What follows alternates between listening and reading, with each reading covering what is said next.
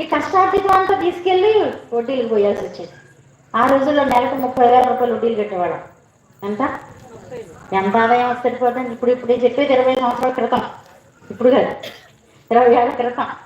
20 ఏళ్ళ క్రితం 25 లక్షలు అంటే 30 లక్షలు అంటే ఎంత? లెక్కలు ఉన్న వాళ్ళకి కొంచెం ఇంచుమించు 2-3 కోట్లు ఉంటుందేమో. అంతేనా? మరి అప్పట్లో 30,000 రూపాయల ఆదాయం అన్ని డైరీ ఫారంలో, పంటల్లో, అన్నిటిలో కలిపి ఆదాయం తీసినా అది వచ్చేటప్పటికి దేనికి? వడ్డీలకే సరిపోయేది. అలాంటి క్లిష్టమైనటువంటి పరిస్థితుల్లో చాలా నలిగిపోతున్నటువంటి సందర్భాలలో దేవుడు మరి ఆశ్చర్యకరమైన రీతిలో మా కుటుంబాలలో సమాధానాన్ని నింపాడు. నేను అనుకున్నదాన్ని ఆ చెట్టు కింద ఉన్న మనుషులను చూసి ప్రభువా మరి వాళ్ళు సంతోషంగా ఉన్నారు, కానీ నా హృదయంలో ఏం లేదు, సంతోషం లేదు. ఎందుకని సమాధానం లేదు, సంతోషం లేదు. ఎందుకంటే అప్పుల సమస్యలు ఉన్నాయి. ఎవరు వచ్చి ఏ క్షణంలో అడుగుతారో, ఎవరు వచ్చి ఇంటి మీద గొడవ చేస్తారో అనేటువంటి భయం. అలాంటి ఆ పరిస్థితులలో దేవుడు ఆశ్చర్యకరంగా మా జీవితాలలో మరి ఆ పరిస్థితులన్నిటి నుంచి దేవుడు వాగ్దానాలు ఇచ్చేవాడు. ఆయన మాట్లాడే దేవుడు. ఆ పరిస్థితుల్లో దేవుని పాదముల యొద్దకు వెళ్ళి ఆయన సన్నిధిలోనే కన్నీరు గార్చటం, ఆయనతోనే చెప్పుకోవటం. ఈ పరిస్థితుల నుంచి విడిపించగలిగిన వారు ఎవరు? ఏ మనుషులు ప్రయత్నాలు చేసినా వారి వల్ల. మా అమ్మగారు టీచర్గా చేసేవారు. ఆమె రిటైర్ అయినప్పుడు ఆమె కొంత డబ్బులు ఇచ్చింది, ఆమె కొన్ని లక్షలు ఇచ్చింది. కానీ ఆ లక్షలు కూడా ఎందులో వెళ్ళిపోయింది, అందులోనే పడిపోయింది. ఆమెకు ఒక 6 లక్షలు ఎంతో వచ్చింది, ఆమెకు 2 లక్షలు వచ్చింది. ఆ 2 లక్షలు కూడా అందులోనే సముద్రంలో కాకిరెట్లాగా అయిపోయింది. అసలు కనిపించేది. అలాంటి పరిస్థితుల్లో ప్రభు మాట్లాడేవారు ఏమంటే, చాచిన బాహువుతో నేను నిన్ను విడిపిస్తాను, ఎత్తడి తలుపులను విడగొడతాను, ఇనప గడియలను తొలగిస్తాను, రహస్యమందున్న మరుగైన ధనాన్ని నీకు ఇస్తాను.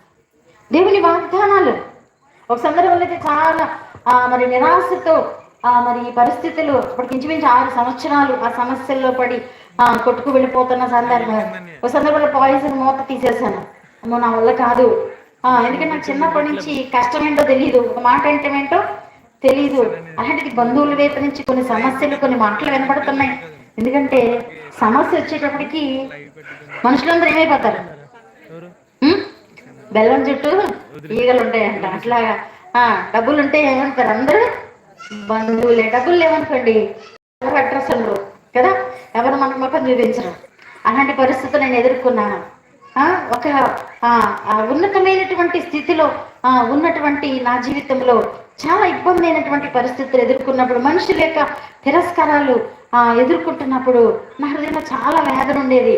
దేవుడితో తప్ప ఏ మనిషికి పరిస్థితులను చెప్పుకునేదాన్ని కాదు. అట్లా ఎక్కువ దేవునితో దగ్గర అనుబంధాన్ని దేవుడు నాకు నేర్పించారు.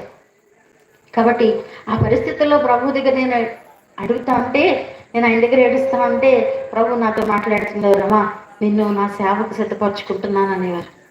సేవకు సిద్ధపరచుకోవడానికి ఈ కష్టాలకి సంబంధం ఏంటో తెలియదు ఆ రోజుల్లో నాకు. అయితే ఆ పరిస్థితుల్లో ప్రభు సన్నిధిలోనికి వెళ్ళటం, ఆయనతో మాట్లాడుకోవటం, ఆయనతో చెప్పుకోవటం, ఆయన సన్నిధిలో నా హృదయాన్ని కుమ్మరించుకోవటం, దేవుడు నాతో మాట్లాడుతున్నప్పుడు నాకు చాలా ధైర్యం వచ్చేది. ఒకసారి పాయిజన్ మూత తీసానని చెప్పాను కదా, ఆ సందర్భంలో దేవుడు నాతో మాట్లాడుతున్నారు, ఇలా నువ్వు చనిపోతే నీ ఆత్మగతి ఏంటి? దేవుని స్వరం వినపడతా ఉంది. వెంటనే చేస్తా గిరాటి కొట్టి మరలా దేవుని సన్నిధిలోనికి వెళ్ళి పూర్ణ ఏడుస్తా ఉన్నాను. అట్లాంటి సమయంలో దేవుడు ఎన్నో సందర్భాల్లో నన్ను బ్రతికించినటువంటి దేవుడు, నాతో మాట్లాడిన దేవుడు, బలపరిచినటువంటి దేవుడు, ఆయన వాగ్దానాలు ఇచ్చినటువంటి దేవుడు, ఆయన రక్షకునిగా నా కొరకు నన్ను రక్షించటానికి, నా సమస్య నుంచి నన్ను విడిపించటానికి, నన్ను ఉద్ధరించటానికి దేవుడు నా జీవితంలో అద్భుతమైన కార్యాలు జరిగించినటువంటి దేవుడు. కాబట్టి మరి ఆశ్చర్యముగా ఆ సమస్యలన్నిటిలో నుంచి బయటకు దేవుడు చెప్పాడు, చాచిన బాహువు చేత నేను నిన్ను విడిపిస్తాను. కాబట్టి దేవుని యొక్క ఆశ్చర్య కార్యాలు అవి ఎంతో గొప్పవి. మన జీవితంలో వాటిని గ్రహించటానికి మన జ్ఞానానికి అందదండి. కాబట్టి మరి 1,00,000 రూపాయలు